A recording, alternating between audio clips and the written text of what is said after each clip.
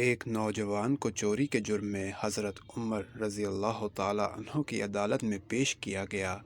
جب تفتیش کرنے پر اس نوجوان کا جرم ثابت ہو گیا تو آپ نے شرع کے مطابق ہاتھ کاٹنے کا حکم فرما دیا۔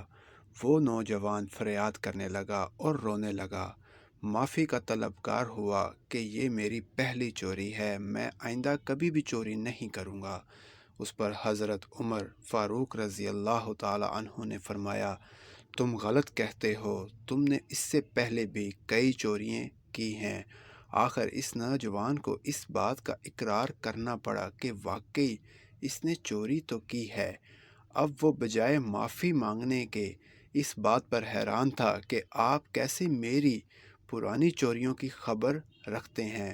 اس نے حیرانگی کا عالم میں پوچھا، اے امیر المومنین، میری پرانی گزری ہوئی چوریوں کا علم میرے اور اللہ کے سوا کسی کو نہیں، آپ کو اس بات کی اطلاعات کس طرح ہوئی؟ تو حضرت عمر رضی اللہ تعالیٰ عنہ نے فرمایا، اللہ تعالیٰ کسی کو بھی اس وقت تک ذلیل و خوار نہیں کرتا جب تک کہ وہ برائی کی حد سے آگے نہ بڑھ جائے۔ سبحان اللہ!